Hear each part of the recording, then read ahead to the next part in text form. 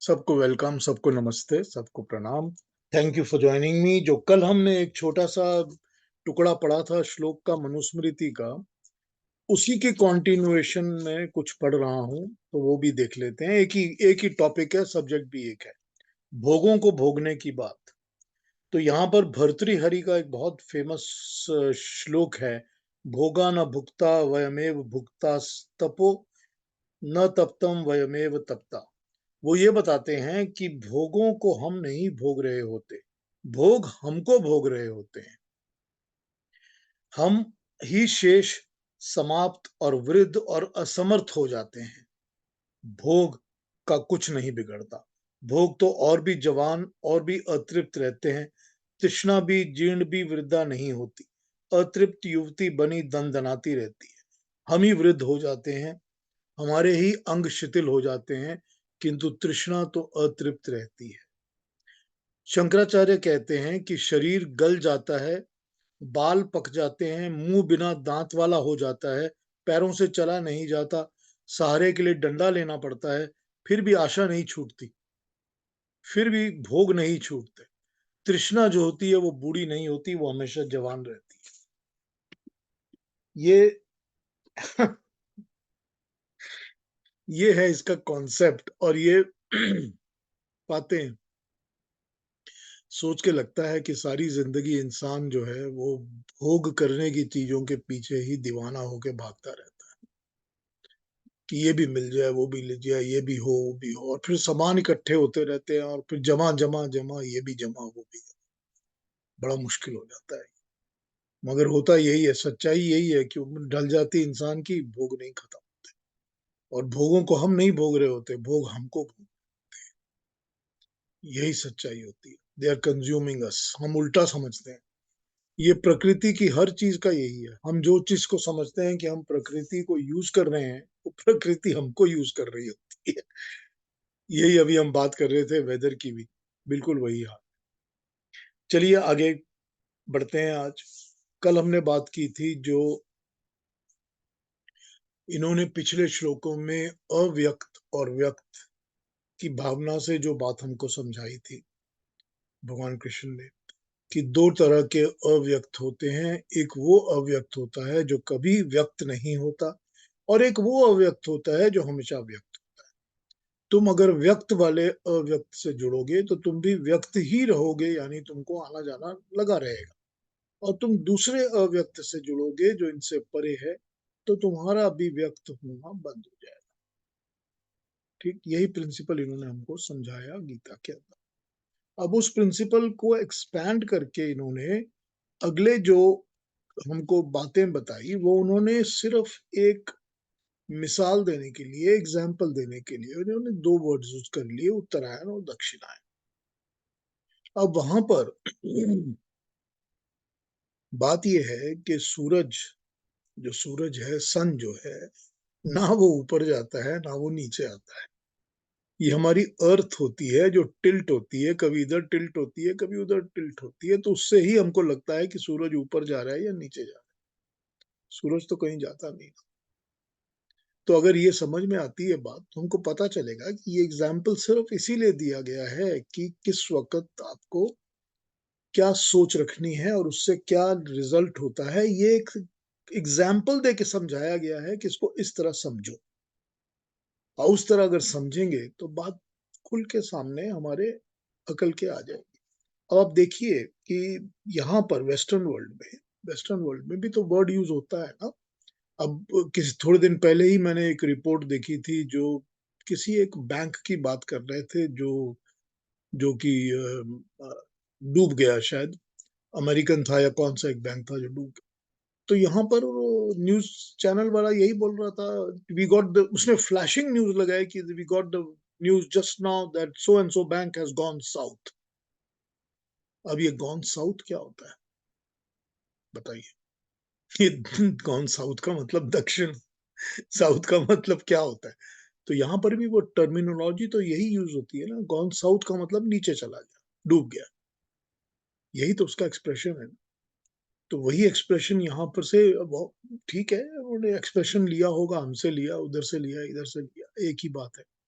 लेकिन समझ में तो हमको आती है ना बात के इसका इम्प्लीकेशन क्या समझाया जाए, तो हमको उसी इम्प्लीकेशन को समझ के ही आगे इस बात को समझना है कि कौन सी ऐसी चीजें हैं जिसको लेकर मनुष्य जो है, इंसान जो है, वो ऊपर की ओर चलता है, यानी कि ऊपर चढ़ता है, और ऐसी कौन सी चीजें हैं जिसको लेके इंसान नीचे की ओर।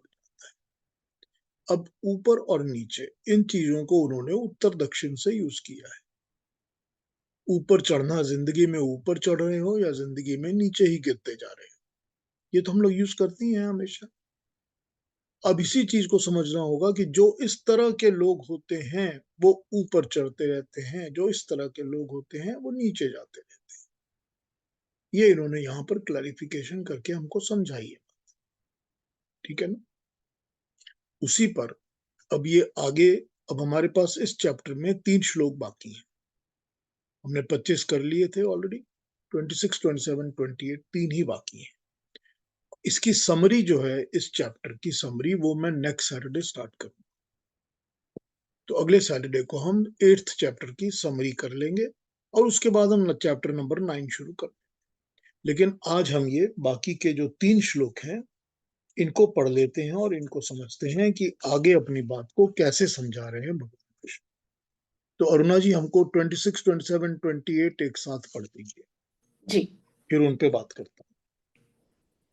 शुक्ल कृष्णे गति हेते जगत शाश्वते मते एकया यात्यनावृत्तिम् अन्यया वर्तते पुनः नैते श्रुति पार्थ जानन् योगी मुह्यति कश्चन तस्मात् सर्वेषु कालेषु योगयुक्तो भवार्जुन वेदेषु यज्ञेषु तपस्सु चैव दानेषु यत् पुण्यफलं प्रदिष्टम् अत्येति तत् सर्वमिदं विदित्वा योगी परम स्थानमुपैति चाद्यम्। Thank you Aruna ji, thank you so much. जो 28वें श्लोक में आपने एकदम करेक्ट पद पढ़ा है उसका, very very nice, very nice, बिल्कुल ठीक। आइए समझते हैं कि क्या कहा जा रहा है हमको 26, 27, 28। 26 कह रहा है कि जगत के शुक्ल अर्थात प्रकाशमान तथा कृष्ण अर्थात अंधकारमय, ये 2 मार्ग सदा से माने गए हैं। इनमें से एक मार्ग से जाने वाला लौट कर नहीं आता, दूसरे मार्ग से जाने वाले को वापस लौट के आना पड़ता है। 27 बताता है, हे पार्थ, जो योगी इन दोनों मार्गों को जान जाता है वो कभी मोह में और भ्रम में नहीं पड़ता। इसीलिए है अर्जुन, तू सब कालों में योग में जुटा रहे। ये सब जान लेने के बाद वेदों के अध्ययन से, यज्ञों को करने से, तपों को तपने से, दान को देने से जो पुण्य फल प्राप्त होने की बात कही गई है, योगी उन सब से भी पार कर जाता है और सबसे पहला और प्रथम स्थान प्राप्त कर लेता है। ये इन्होंने बताया है इसके अंदर। इसमें छोटा सा एक नोट पढ़ता हूं फिर आगे बढ़ता हूं। गीता में जीव तथा ब्रह्म के पारस्परिक संबंध में 2 अवस्थाओं का वर्णन किया है। एक अवस्था तो वो है जिसमें अंतकाल में जीव को ब्रह्म ज्ञान हो जाता है। जिसे ज्ञान हो जाता है उसके कर्म ज्ञान अग्नि में दग्ध हो जाते हैं, अतः वह मुक्त हो जाता है, ब्रह्म में लीन हो जाता है। दूसरी अवस्था वो है जिसमें अंतकाल में ब्रह्म ज्ञान नहीं होता। इस अवस्था में अंतकाल में जो विचार होते हैं उन्हीं के अनुसार वह जन्म ग्रहण करता है।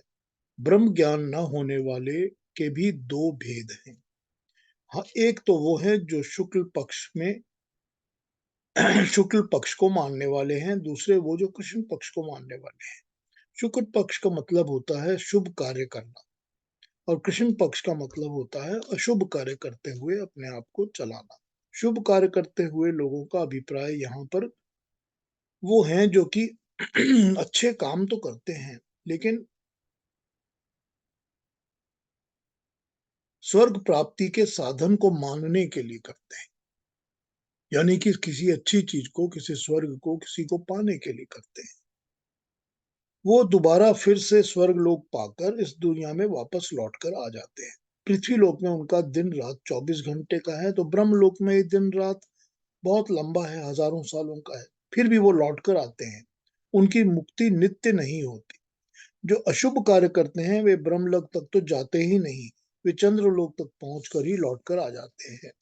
चंद्रलोक तक पहुंचे हुए लौट कर आने वाले का अर्थ है कि इसी पृथ्वी और चांद की सृष्टि के वातावरण में वे घूमते रहते हैं और यहीं से वापस आ जाते हैं। ये इनकी इंटरप्रिटेशन है। आइए और भी देख लेते हैं क्या कह रहे हैं लोग, फिर इसको समझते हैं क्या कह रहे हैं। 26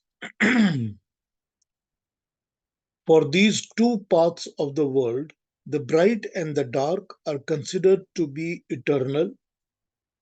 Proceeding by one of them, one reaches the supreme state from where there is no return, and preceding the other one, returns to the mortal world and becomes subject to birth and death again. Knowing thus the secret of these two paths, O son of Kunti, no yogi gets deluded. Therefore, Arjun, at all times be steadfast in yoga in the form of equanimity. Strive constantly for my realization. The yogi realizing this profound truth doubtless transcends all the rewards enumerated for the study of the Vedas as well as for the performance of sacrifices, austerities, and charities, and attains the supreme and premier state. इसकी translation थोड़ी अलग है। Anyway और भी देख लेते हैं। 3 उसके बाद एक और उठाऊंगा। 6 ये जगत गतिशील होने के कारण जगत कहलाता है। इसकी निरंतर वर्तमान शुक्ल और कृष्ण की 2 गतियां हैं। एक से अर्थात शुक्ल गति से अनावृत्ति कार्य पालन से न हटकर मार्ग को जाता है, एक से बारंबार लौटना पड़ता है। हे अर्जुन, इन 2 मार्गों को जानता हुआ योगी कभी मूढ़ नहीं होगा। उसकी निकृष्टतम अवस्था भी धूम की है। अग्नि के धक्के से ऊपर उठता है, गीली लकड़ी तो जलने का नाम नहीं लेती और धुआं ही उत्पन्न करती है। इसीलिए तू सब कालों में योग युक्त होकर रहे। कभी तो दक्षिणायन से उत्तरायण में, दिन से रात्रि में, कृष्ण पक्ष से शुक्ल पक्ष में आ ही जाएगा।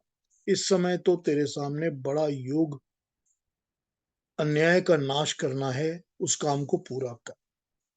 वेदों में यज्ञ और तप करने से तथा विविध दोनों के पुण्य का जो जो अलग अलग फल बताया गया है, सबको योगी इस तत्व को जानकर उपेक्षा पूर्वक छोड़ देता है तथा वेदों के बताए हुए ब्रह्म रात्रि और ब्रह्म प्राप्ति दोनों रूप ही एक महायज्ञ को निष्काम रूप से करता है, तो सब कामों में फल से जो बड़ा फल पाता है वह फल होता है उसकी आत्मा की अपनी आद्य अर्थात शुद्ध आसक्ति बंद रहित अवस्था में आ जाना, कि वो इस स्थान को पा लेता है। भाव यह है कि वेद आदि शास्त्रों में ब्रह्म प्राप्ति से लेकर साधारण सकाम दान तक जो कर्मों के फल का निर्देश किया है, सो सकाम कर्म से जीव छोटे छोटे नाना रूप धारण करता है, किंतु बहता तो बंधन में है। निष्काम ब्रह्म सेवा से ही योगी जीवात्मा असल में आसक्ति मुक्त हो सकता है।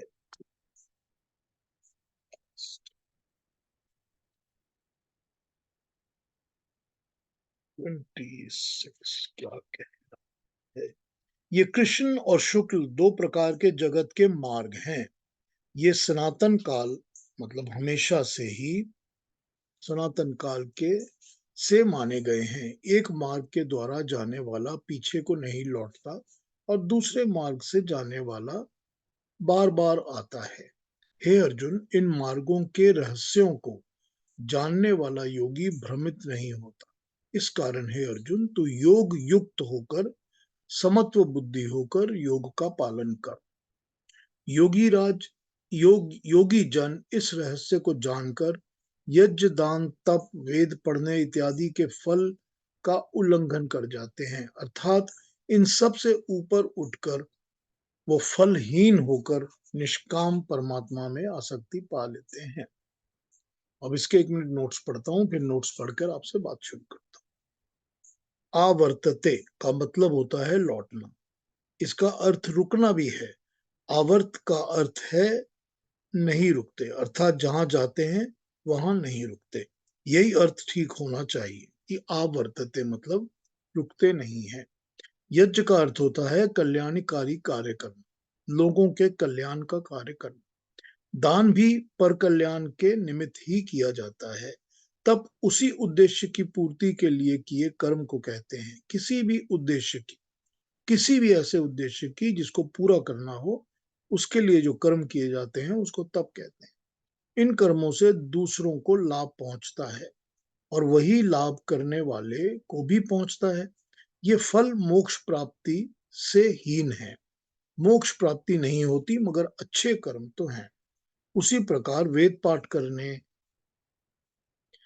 से ज्ञान प्राप्त होगा, परंतु ज्ञान जो कर्म से युक्त नहीं होगा वो केवल बातों बातों का ही होगा। ये कहा है कि इन सब से अधिक फल होता है योगा अभ्यास के अंदर। योगा अभ्यास से बुद्धि निर्मल होती है, वो उचित अनुचित के भेद बताने में योग्य हो जाती है। ये जो कहा है कि मरने के समय ओंकार शब्द परमात्मा का स्मरण करने से मोक्ष प्राप्त होता है, इसका वास्तव आशय ये है कि जो सब काल में हर समय ही ओम का स्मरण करता है, वही मरण काल में भी ओम का स्मरण कर सकता है। जो जीवन भर तो अनाचार और अत्याचार करता है, वो मरते समय परमात्मा का स्मरण नहीं कर सकता। चलिए अभी अलग अलग बातों को समझते हैं। प्राइमरीली तो इन्होंने यही कहा हमारे को कि 2 मार्ग हैं, तो 2 मार्ग तो हमको इन्होंने पहले ही बता दिए कि या तुम इस तरफ जाओ या उस तरफ जाओ। अब 2 मार्ग बड़ी क्लियरली डिफाइन करके इन्होंने हमको ये बताए हुए हैं कि 2 मार्ग वो हैं, एक तो निष्काम कर्म का मार्ग है और एक सकाम कर्म का। ये बड़ी शुरू से ही हमको समझाते आ रहे हैं, जब से इन्होंने अपने गीता की टॉक शुरू की। तो ये तभी से हमको बता रहे हैं कि तू निष्काम कर्म कर, और फिर बता रहे हैं कि सकाम कर्म करने से क्या होता। तो अब इन्होंने ये तो यहाँ पर टॉपिक छेड़ा ही नहीं। अब ये क्योंकि भक्ति की बात कर रहे हैं, भक्तों की बात कर रहे हैं, और भक्ति में ज्ञान विज्ञान की बातें कर रहे हैं, तो यहाँ इन्होंने ये बात तो छेड़ी ही नहीं कि कोई कुकर्म या बुरे कर्म करने वाला है, कोई पापी है। ऐसा तो इन्होंने यहाँ काम बात ही नहीं की। अब इस चैप्टर में आके अब तो ये कर रहे हैं कि अच्छे कर्म करने वाले लोगों में भी कैसा क्या होता है, उस पर बात कर रहे हैं। तो जो अच्छे कर्म करने वाले लोग हैं, जो अच्छे कर्म करते हैं, उनमें से भी लोगों के पास 2 मार्ग अवेलेबल होते हैं। मार्ग रास्ता, जीने की राह, कि इस तरह जियो या उस तरह जियो। तो एक मार्ग वो होता है जिस पे चलकर इंसान फिर दुनिया में लौट के नहीं आता, जन्म मरण नहीं लेना पड़ता। और एक मार्ग ऐसा होता है जिसमें उसको जन्म मरण लेना पड़ता। तो बड़ी क्लियरली इन्होंने इस तरह से अपनी बात को अपने सामने रख के बता दिया। अब इस चीज को आप रिलेट कर लीजिए उसी व्यक्त और अव्यक्त के साथ, तो आपको पता चल जाएगा कि वहां भी तो उन्होंने 2 मार्ग ही बताए हैं ना। और फिर कल जैसे अरुणा जी ने बताया था कि आप ये समझ लीजिए जो गुणा अतीत हो जाता है, गुणों से निकल जाता है, वो इन सब चीजों से यानी सत्व रजस तमस से अलग हो जाता है, वो इनसे मुक्ति पा जाता है। जो इनमें, क्योंकि सत्व रजस और तमस जो गुण है, ये तो प्रकृति के गुण है, ये गुण ही प्रकृति के हैं। तो अगर जो इनसे जुड़ेगा वो प्रकृति से जुड़ जाए फिर से। तो वही बात कि ये 2 मार्ग, यहाँ यहाँ भी 2 मार्ग बता दिए, वहां भी अलग भी 2 मार्ग। तो ये 2 मार्गों को आप कौन से कॉन्सेप्ट की तरह किससे समझना चाहते हो, ये आपकी मर्जी है। अगले वाले श्लोक में भी ये यही बता रहे हैं कि जो योगी होता है, यानी कि जो योग में लगा होता है, जिसका योग ध्यान में लगा होता है, योग में ही मन लगा होता है, वो इन सब चीजों से पार हो जाता है। वो इन सब चीजों से क्यों पार हो जाता है? क्या बता रहे हैं कृष्ण? वो इसीलिए पार हो जाता है क्योंकि योग जो है वो क्या सिखाता है? योग सिखाता है शरीरों पर, शरीर के ऊपर नियंत्रण करना। सबसे पहले अपने शरीर के ऊपर कंट्रोल करो, नियंत्रण। फिर वो सिखाता है आपको अपनी सांसों के ऊपर कंट्रोल करना और नियंत्रण करना, प्राणायाम करना। फिर क्या सिखाता है योग? फिर योग सिखाता है कि कोई भी चीज जो भी एक्सेस अपने पास ली हुई है, जिसकी जरूरत नहीं है, जमा कर करके जो रखी हुई है, उनकी कोई जरूरत नहीं है, उनको छोड़ो, उनसे दूर, जमावड़ा अपना खत्म करो। फिर योग सिखाता है कि परमात्मा के नाम पर अपने आप को कंसंट्रेट करो, उसमें भरोसा रखो। ठीक। उसके बाद योग क्या सिखा रहा है? फिर सिखा रहा है कि ध्यान किस तरह लगाना है, फिर सिखाता है कि धारणा कैसे करनी है, और फिर बताता है कि समाधि कैसे करनी है, और समाधि के भी अलग अलग तरीके बता दिए। और फिर ये बताता है कि जब तुम समाधि में पूरी तरह सक्सेसफुल हो जाओगे, तो तुमको परमात्मा के साथ एक रूप होने में कोई बाधा नहीं आएगी, कोई मुश्किल नहीं पड़ेगी। तो जो योग के इन स्टेप्स को फॉलो करेगा और इस तरह मनन चलन करेगा, उसको बाकी चीजों की जरूरत नहीं पड़ेगी। फिर वो दान दे रहा है कि नहीं दे रहा, कोई और काम कर रहा है कि नहीं कर रहा, कोई कल्याण का काम कर रहा है तब का, उसकी जरूरत उसको नहीं पड़ेगी। वो इसी के थ्रू उस मार्ग पे चले जाएगा जिसमें उसकी परमात्मा की प्राप्ति हो जाए। अब योग का मतलब ही यही होता है। योग वर्ड का मतलब ही होता है जुड़ना। तो किससे जुड़ना है? योग का तो मतलब ही होता है कि जब परमात्मा से जुड़ना हो, उसको योग कहते हैं। तो तू योगी बन जा, मतलब तू परमात्मा से जुड़ने वाला बन जा, और योगी बनकर तू योग को फॉलो कर। अब ये बड़ी मोटी सिंपल बात है। सिंपल ये है कि इतनी सारी जो चीजें पड़ी हुई हैं दुनिया में, कि ये काम करो, ये रिचुअल करो, ये भी करो, ये फॉर्मेलिटीज भी करो, ये सब करो, लेकिन इन सब को करके जो भी तुझे मिलेगा, उसकी जगह अगर तू योगी बन जाएगा, योग फॉलो करेगा, तो तुझको उससे ज्यादा अच्छा लाभ मिलेगा। ये भगवान कृष्ण यहाँ इसको इस तरह से समझा रहे हैं अपनी बात को। अब उसमें दूसरी चीज समझने की ये है कि जैसे हमने देखा है कि जो भी मनुष्य दूसरे कर्म करता है, सुकर्म अच्छे कर्म करता है, कल्याणकारी कर्म करता है, लोगों के भले के लिए करता है, दान देता है, पुण्य करता है, यज्ञ कर्म करता है, वो सब के पीछे कोई ना कोई सकाम आशा होती है, कोई उम्मीद होती है, कुछ पाने की जरूरत होती है, कुछ उसके दिल में अभिलाषा होती है। कुछ भी नहीं होता तो जन कल्याण करूं, मेरा नाम होगा या मेरे बच्चों का नाम होगा, या कुछ भी नहीं होगा तो लोगों के कल्याण, कुछ तो है ना आशा उसके मन में। तो यही बात है ना कि सत्व गुण तो है, लेकिन साथ थोड़ा बहुत तो रजस गुण जुड़ा हुआ है ना। वही बात ना जो कल हुई थी। तो अगर सत्व गुण के साथ साथ रजस गुण जुड़ा हुआ है, तो वो दोबारा जन्म लेना ही पड़ेगा, क्योंकि ये तुमको पृथ्वी में वही तुम्हारी इच्छा होगी, वही तुम्हारी डिजायर्स होंगी, उन्हीं के पीछे तुम आओगे जाओगे, तो फिर वो तुमको वापस लेके आएगी कि चलो आगे काम करो, यही करो। जो पाठ करते हैं सिर्फ कि हमने वेदों का पाठ करना है ज्ञान पाने के लिए, वो भी तो एक ही बात है ना कि हमने एक पढ़ लिया, दूसरा भी पढ़ना है, तीसरा भी पढ़ना है, चौथा पढ़ना बाकी है, दोबारा पढ़ना है, तिबारा पढ़ना है, लेकिन वो उस चीज को, ज्ञान को अपनी जिंदगी में ढाल नहीं रहे। अगर उस ज्ञान को अपनी जिंदगी में ढाल नहीं रहे और ज्ञान के पीछे ही भागते रहते हैं, तो फिर दोबारा आएंगे और दोबारा ज्ञान के पीछे भागेंगे। तो इन चीजों को वो बड़े अपने स्ट्रेट फॉरवर्ड सिंपल तरीके से समझा रहे हैं, इसमें कॉम्प्लिकेशंस की कोई जरूरत ही नहीं है। तो उन्होंने 8th चैप्टर में हमको क्या बताया? हमको उन्होंने ये बताया है कि ये दो मार्ग है, और अगर हम इसको बहुत ही मोटे तरीके से देखें, बहुत ही मोटे तरीके से देखें, तो हमारे पास दो ही मार्ग होते हैं। या तो हर चीज जो हमारी थॉट प्रोसेस के अंदर चलती है, जो भी हम सोचते हैं, सोच, जिसको हम सोच कहते हैं, कोई भी जो सोच हमारे अंदर है, वो सोच हमारी या तो इधर है या उधर है। किसी भी सोच को आप एनालाइज करके देख लीजिए। पहले तो बड़ा मुश्किल लगेगा, क्योंकि सारी की सारी सोच, सारी की सारी दुनिया की सोच हमारी नेचर और प्रकृति के साथ जुड़ी हुई होगी, हर चीज की सोच। इसीलिए बड़ा मुश्किल हो जाएगा एनालाइज करना, क्योंकि कोई एनालाइज करने को कुछ है ही नहीं।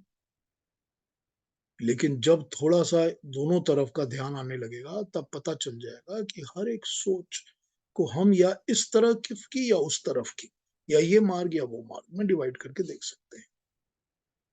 तो जैसे ही हम डिवाइड करेंगे, हमको पता चल जाएगा कि हमारी जिंदगी में हर कर्म, जो भी हम काम कर रहे हैं, सब कुछ या वो उस मार्ग का है या इस मार्ग का है, या वो अव्यक्त के साथ जुड़ने वाला मार्ग है, या वो व्यक्त वाले अव्यक्त के साथ जुड़ने वाला मार्ग है। बहुत सिंपल एनालिसिस है। इसको कॉम्प्लिकेट करने की कोई जरूरत ही नहीं है। बस सिंपल समझिए, और सिंपल समझ कर ही इसको। तो भगवान कृष्ण ने यहाँ पर यह बता दिया, जिंदगी को जीने के लिए कौन सा मार्ग तुम अपनाना चाहते हो। जो मार्ग अपनाओगे, अंत काल में तुम उसी मार्ग से जाओगे। बस ये बता दिया। वो ये नहीं बता रहे कि लास्ट मोमेंट पे जाके तुम राम राम करो, घंटी यहाँ बजाओ या मुंह में गंगा जल पात डालो तो बहुत अच्छा। कुछ नहीं होने वाला, कुछ नहीं होने। फिर वहीं लौट कर यहीं पर वापस आ जाओ। तो वो क्या बता रहे हैं अब ये देखिए। शतपथ ब्राह्मण में जो हमने चक्र पढ़ा था ना, कि दुनिया का जो, संसार का जो, ब्रह्मांड का जो चक्र चल रहा है, यहाँ से जो आत्माएं होती हैं वो उस चक्र में जाकर अटकती हैं, और फिर से वापस रिबाउंड करके उनको वापस भेज दिया जाता है, फिर दोबारा जन्म लेती हैं, फिर शरीर धारण करती हैं, फिर जाती हैं, फिर वो ट्रैप चक्र में अटक जाती हैं, फिर वो चक्र क्या है, उसी की तो बात यहाँ कर रहे हैं ना, कि वो कहते हैं कि चंद्रयान चंदा तक पहुंचकर घूम कर वापस आ जाता है। यही तो बता दिया ना इन्होंने, कि वो ऊपर और ऊपर नहीं जाता, बस चांद तक जाके घूम कर वापस आ जाती है आत्मा। देखिए कैसे कैसे भावनाएं एक ही हैं, कॉन्सेप्ट्स एक ही हैं। वो एक ही बात है जो हमने बतानी है, चाहे इस तरीके से बताएं चाहे उस तरीके से बताएं, वो अपनी बात को अलग अलग अलग अलग अलग अलग थोड़ी से प्रेजेंट करते रहते हैं। बस समझना तो एक ही बात को है ना। समझना तो यही है कि हमने जुड़ना किसके साथ है, या हम जुड़े किसके साथ हुए हैं। क्योंकि हम लोग ऑब्वियसली जब शरीर धारण कर रहे हैं, जब एक बॉडी मिली है हमको सब, और हमको बॉडी को लेके जिंदगी को जीना है, तो हमने तो बॉडी के साथ और बॉडी के साथ रिलेटेड चीजों के साथ तो हमको जुड़ना ही पड़ता है। बिना जुड़े हमारा काम नहीं चलेगा। बिना रोटी खाए तो हम जिंदा नहीं रह सकते ना, हम नहीं रह सकते ना जिंदा। तो वही बात, भोग, कि हम भोग को भोग रहे हैं या भोग हमको भोग रहे हैं।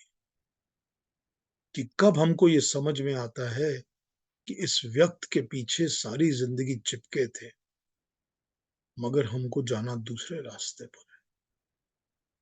कब पता चलता है कि ये दो मार्गों में से कौन से मार्ग को मैं कितनी बार दिन में, कितनी बार जिंदगी में चुनता हूं, उस पर चलता हूं, उसको फॉलो करता हूं, कितनी बार, कब समझ में आती है ये बात। बस यहाँ भगवान कृष्ण जो अपने भक्ति की, भक्तों की बातें कर रहे हैं ना, वो हमको भक्त बनाते बनाते हमारे जो मोक्ष का रास्ता है उसको बिल्कुल फर्म करना चाहते हैं, कि तू इस तरह का भक्त बन जा। वो यही बताना चाहते हैं कि तू ऐसा भक्त बन जा। अब यहाँ पर अगर हम इसको रेफरेंस में डाल देंगे, रेफरेंस में डाल के कहेंगे कि महाभारत के युद्ध चल रहा है, और महाभारत के युद्ध के समय वो अर्जुन को मोक्ष का मार्ग बता रहे हैं, तो वो क्यों मार्ग बता रहे हैं मोक्ष का अर्जुन को। वो तो इसीलिए बताया ना ताकि अर्जुन जो भी कर्म कर रहा है वो निष्काम करे, कि अर्जुन जो है वो भावनाओं को पीछे छोड़ दे, पर्सनल इंटरेस्ट को पीछे छोड़ दे, जो कर्म कर रहा है वो कर्म निष्काम कर्म करे, और जो भी कुछ कर रहा है वो ईश्वर के नाम को अर्पित करके ईश्वर की इच्छा अनुसार काम करे। और उसके लिए इसका कोई जुड़ाव नहीं होना चाहिए कि मैं कर रहा हूं या मेरा है या मैं, ये नहीं होना चाहिए। वो तो इसीलिए गीता का ज्ञान दे रहे हैं ना अर्जुन को। अर्जुन ने कितना लिया नहीं लिया ये दूसरा चैप्टर, दूसरी बात है जो हम दूसरी जगह बात कर सकते हैं इसके बारे में। लेकिन रियलिटी तो यही है कि वो इस चीज को क्यों समझा रहे हैं, वो समझा ही इसलिए रहे हैं। अब आप इसको मैनकाइंड और ह्यूमैनिटी के लिए समझ लीजिए, तो जो हम इंसान हैं, हम इंसान सारी जिंदगी अपना व्यक्त की तरफ जुड़कर उसी के साथ काम करके, जो नेचर के साथ लगे रहकर वही करते रहते हैं, सारी जिंदगी हम यही कर रहे हैं। और फिर हम सोचते हैं कि अंत काल में जब मरेंगे तो मरने के पहले हम उसका ऊपर वाले का नाम पंडित को बुलाएंगे, वो बैठकर नाम लेता रहेगा, हम बगल में बैठे मर जाएंगे और हमको मोक्ष मिल जाएगा। तो ऐसा होने वाला नहीं है। ये भगवान कृष्ण ने बड़ी सिंपल तरीके से समझा दी है बात, कि जिंदगी भर परमात्मा का नाम लोगे तो परमात्मा स्मरण में रहेगा। जिंदगी भर प्रकृति के ही पीछे भागोगे तो प्रकृति ही अंतकाल में तुमको अपने साथ लेके जाएगी और चिपका के रखेगी। बड़ी सिंपल बातें बताई, दो मार्ग बताए, दो तरीके बताए जिंदगी के, फ्लैट ब्लैक एंड व्हाइट में डिवाइड कर दिया उन्होंने। उसका नाम उन्होंने उत्तरायण दक्षिणायन रखा, उसी एग्जाम्पल से हमको समझाया, ठीक है, लेकिन बड़े सिंपल तरीके से अपनी बात हमको समझा कि जीने का क्या मार्ग है, जीने का तरीका क्या है, और उसी तरीके को फॉलो करोगे तो क्या मिलेगा, और दूसरे को फॉलो करोगे तो क्या मिलेगा। तो अपने एजेंडाज, अपने मेनू कार्ड को जानकर ही तो काम करते हैं ना सब। हम सब तो ज्ञान रखकर ही कर्म करते हैं ना, कोई भी कर्म करते हैं तो उसका ज्ञान पहले रखते हैं ना। गाड़ी में बैठ के स्टार्ट होते हैं तो पता होता है ना हमें डेस्टिनी कौन सी है, कहाँ पहुंचना है। तो इस गाड़ी को जो चला रहे हो, इसकी डेस्टिनी को तो डिफाइन करके देख लो ना आंखों के सामने, कि कहाँ पहुंचना है, क्या मिलने वाला है। बस वो तो हमारे कॉन्सेप्ट्स को, हमारे दिमाग के अंदर जो पड़ा हुआ धुआं है उसको क्लीन करना है, उसको साफ करना है। कि तुम्हारी आंखों के सामने जो झिल्ली पड़ी है, पर्दा पड़ा है, उसको मैं क्लीन करके हटा देता हूँ, तुम देखो क्लियर कि क्या मिलने वाला है। तो ये हमको गीता का 8th चैप्टर बताता है। इसकी समरी मैं अगले सैटरडे पढ़ूंगा। अब कोई क्वेश्चंस और कमेंट्स हो तो प्लीज पूछ लीजिए। जी, है हमारे पास आज टाइम, बात कर सकते हैं। हाँ जी केतु जी। पीयूष, आपने शुरू शुरू में कहा था वो जो कि the bank has gone south, तो हम लोग ऐसे भी इंग्लिश में भी कहते हैं कि his career has gone down hill. Correct.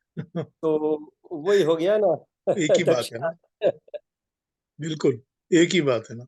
His fortune has gone down hill, so हाँ, बात वही होगी।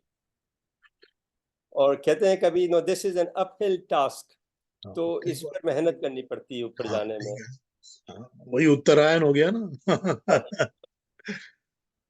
वही बात हो गई ना। मैं सोचता हूँ नहीं, पर आज आज का आपने बड़ी अच्छी तरह से एक्सप्लेन किया है काफी सारी चीजें, and it's it's very interesting कि कोई भी दिन में यू कैन सेलेक्ट कि भाई मार्ग तो हर रोज आ ही जाता है सामने, तो कौन सा मार्ग लेना, वो हर रोज की बात आ जाती है। ऐसा नहीं है कि वो 10 साल पहले आया है, now you won't get that मार्ग अगेन। मार्ग तो आते ही रहता है सामने, but we have to be selective. ठीक बात। हमको पता होना चाहिए कि हम कहाँ किस रास्ते पे चल रहे हैं, हम कौन से मार्ग पर किसका अनुसरण कर रहे हैं, ये हमको पता होना चाहिए। यही बता रहे हैं, अवेयरनेस, यही बता रहे हैं। हाँ जी, और कोई वेरी बात, नाइस। कोई क्वेश्चंस कमेंट्स?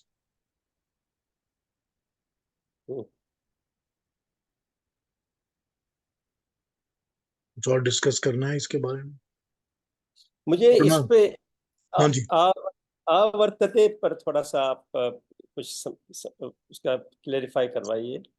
देखिए इन्होंने दोनों वर्ड यूज किए हैं, निर्वर्तन और आवर्तन, दोनों ही यूज किए हैं। तो जो नहीं आता या दोबारा आता है, आवर्तन का इन्होंने यूज किया है कि दोबारा आता है या आ जाता है, या जिसको रोका नहीं जा सकता वो आ जाए, आएगा ही। ठीक है, तो उसका मतलब हो गया कि अगर वो मनुष्य की आत्मा ना चाहे तो भी उसको जन्म तो लेना ही पड़ता है। तो आवर्तते, उसको और कहीं रोका नहीं जा सकता, उस आत्मा को फिर से शरीर लेना ही पड़ता है। क्यों? क्योंकि उसके कर्म ही ऐसे हैं, या उसकी इच्छाएं ऐसी हैं, कामनाएं ऐसी हैं कि जुड़ा हुआ है, उसको दोबारा आना ही पड़ेगा। तो यहां पर इस रेफरेंस में लिया जा सकता है इस वर्ड को। और उसका विपरीत हुआ, आवर्तते का विपरीत इन्होंने कहा तो है, रिवर्स, उस वर्ड को निर्वर्तते यूज तो किया है, लेकिन उसका निर्वर्तते। विपरीत ये होगा कि फिर उसको ना उसको रोकने की जरूरत है, ना उसको किसी और चीज की जरूरत है। इन दोनों वर्ड्स की जरूरत ही नहीं है उसका, वो तो पूरा चला गया, मुक्त हो गया।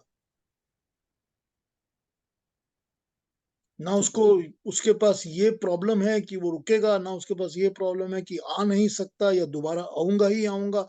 इनमें से उसके लिए कोई भी रेफरेंस नहीं है, क्योंकि वो इस कॉन्सेप्ट से ही हट चुका है।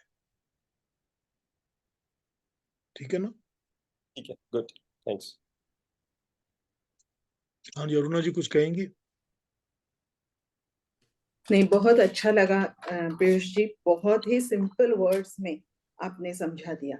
बातें तो सिंपल लगती है लेकिन आत्मसात करने में बहुत बहुत डिफिकल्ट है, अभ्यास की जरूरत है। लेकिन बहुत अच्छी तरह से समझ तो गए। बहुत मुश्किल होता है सब इसको फॉलो करना, हम्म। क्योंकि सारी जिंदगी आदत नहीं है ना। बराबर। वही बात तो बता रहे हैं ना कि तुमने जो सारी जिंदगी किया है वही तो करोगे ना आगे, यही तो बता रहे हैं। लेकिन मार्ग का तो पता चला कि इस मार्ग से जाना चाहिए। अब अभी देखिए, वही हाँ बोलिए। बताते हैं। जी जी जी। कठोपनिषद में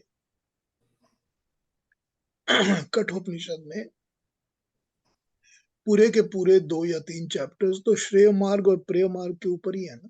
हम्म। तो यही तो श्रेय मार्ग और प्रेय मार्ग है ना जो इसमें बताया गया है। बराबर। श्रेय मार्ग जो श्रेष्ठ है, अच्छा है, प्रॉपर है। प्रेय मार्ग जो हमको प्यारा होता है। बस 2 ही मार्ग है। तो वही तो वहां चॉइस इज बताया। अवर्स। चॉइस बिल्कुल, इज अवर्स।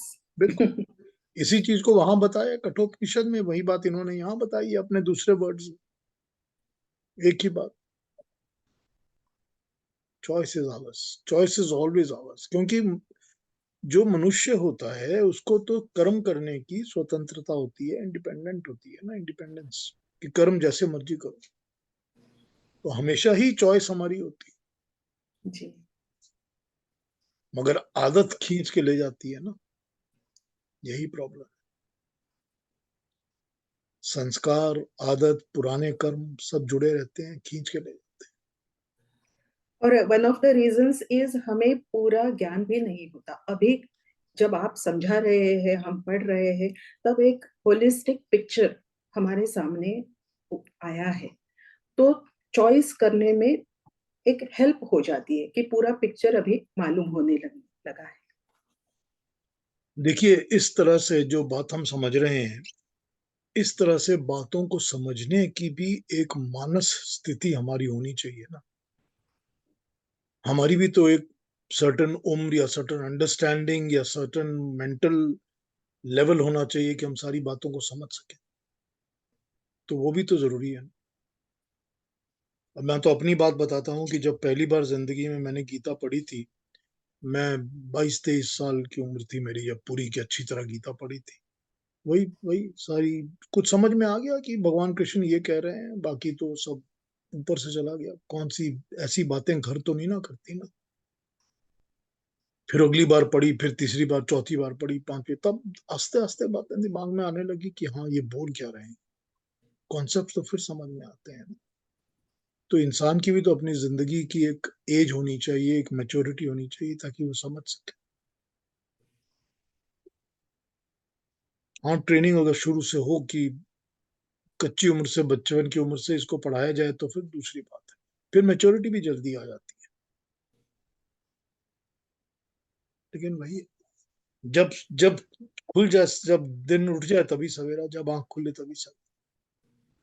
तो जब ये समझ में आने लग जाए बातें, तो उसको अमल करें, फॉलो करें कि हम इसको पढ़ क्यों रहे हैं। पढ़ भी तो इसीलिए रहे हैं ताकि अपनी जिंदगी में इसका ज्ञान को उतार सकें और अपने आप को संवार सकें, इसीलिए तो पढ़ रहे हैं। हाँ जी,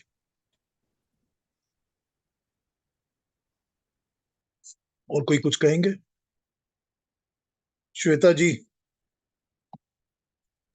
जी सर, नमस्ते सर। नमस्ते, नमस्ते श्वेता जी, वो तो बोलो बेटा जी, क्या कहेंगी आप?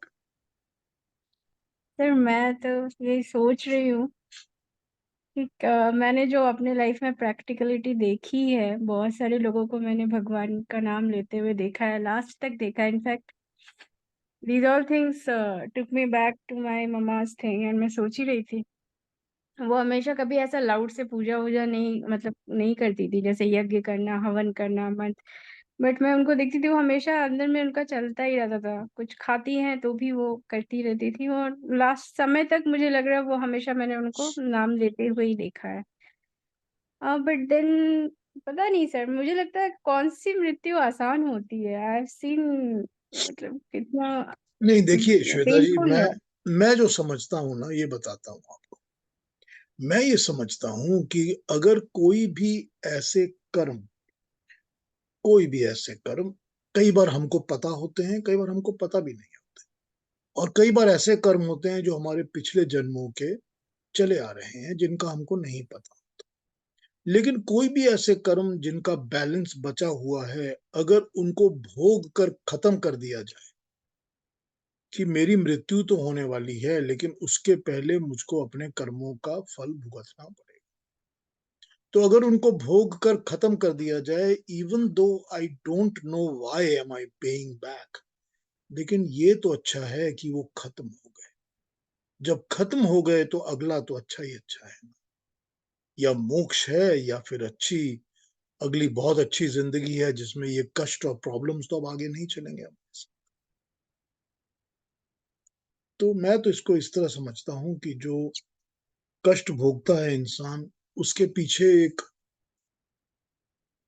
उसके पीछे एक बहुत बड़ी बात ये होती है कि हम कम से कम हमारे कर्मों के फल हम भुगत के काट रहे हैं, खत्म कर रहे हैं। क्योंकि कर्म तो बिना फल भोगे तो खत्म होगा नहीं, बिना फल भोगे तो कोई कर्म कटता ही नहीं।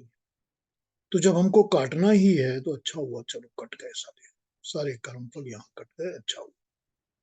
मैं तो इसको इस तरह देखता हूँ।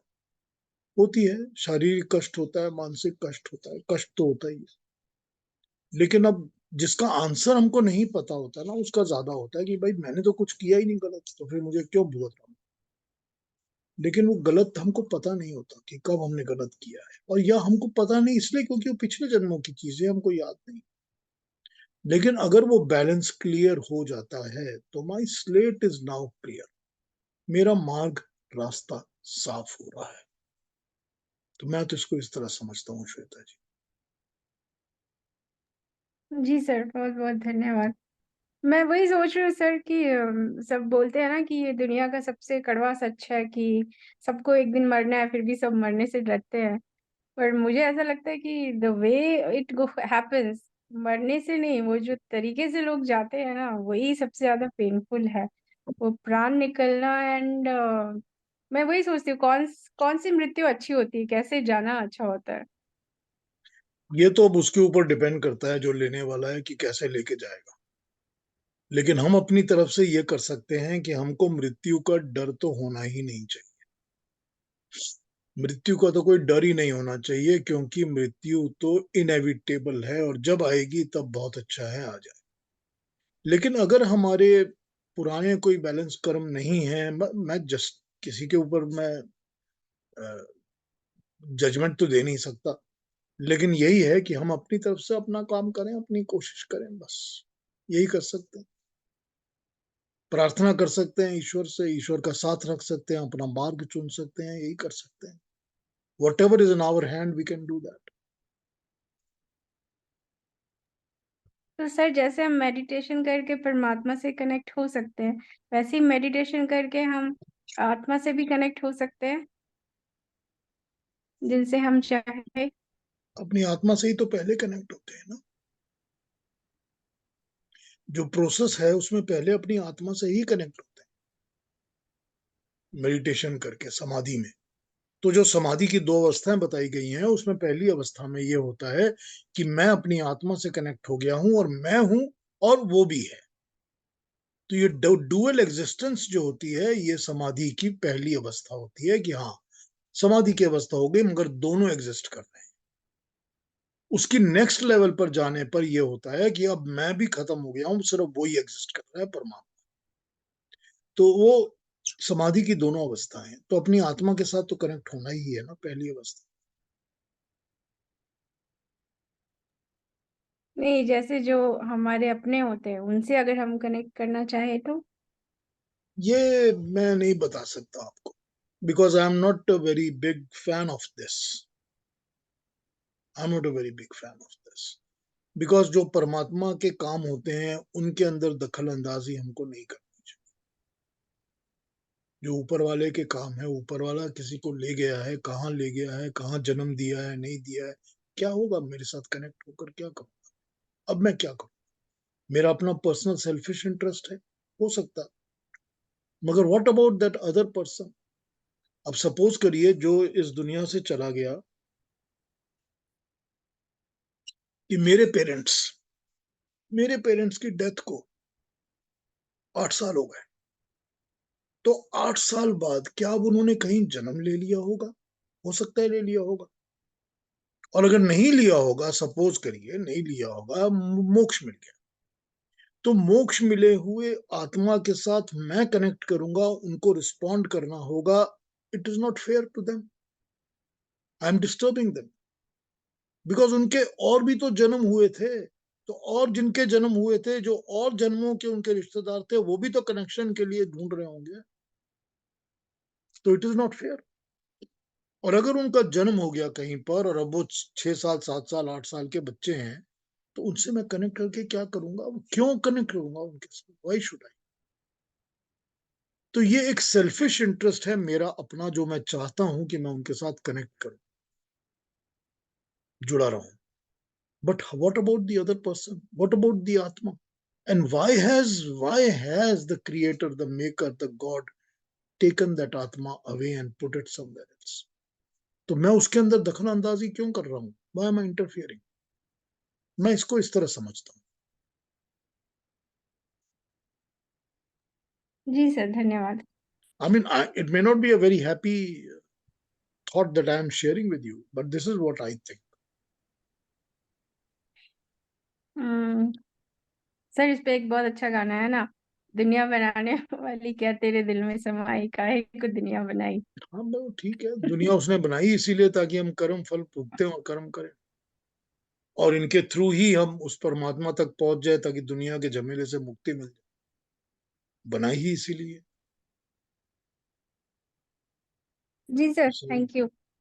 Thank you Shweta. इसी प्रश्न पे श्वेता ने जो बात की, जी। तो मैंने पढ़ा भी है कि जो पास्ट लाइफ रिग्रेशन करते हैं, तो कहते हैं कि उनका फिर जीवन डिफिकल्ट हो जाता है, क्योंकि वो फिर उसी चक्कर में फंसे रहते हैं।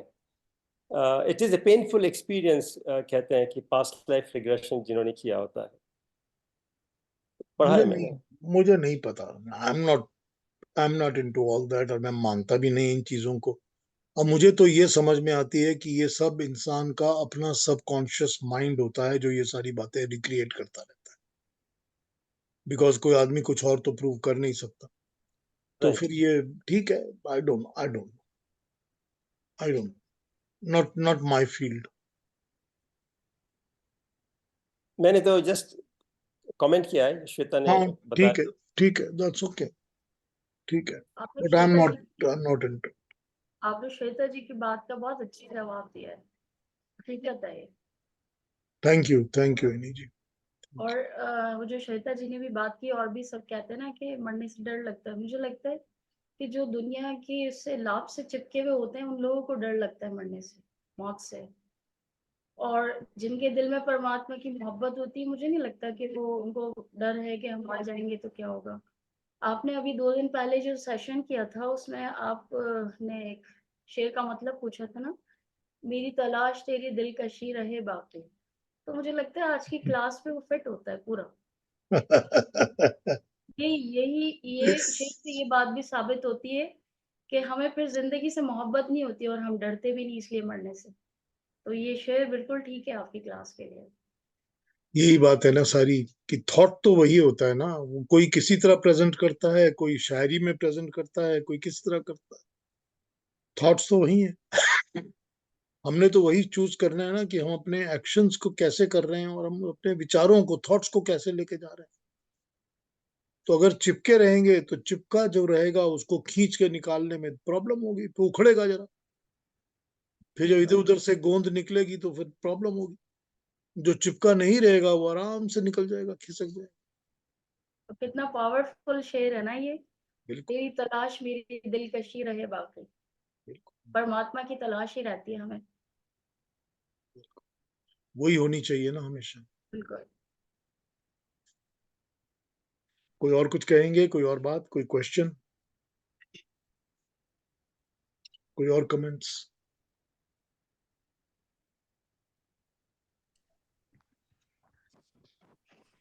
अच्छा है, बहुत अच्छा लग रहा है।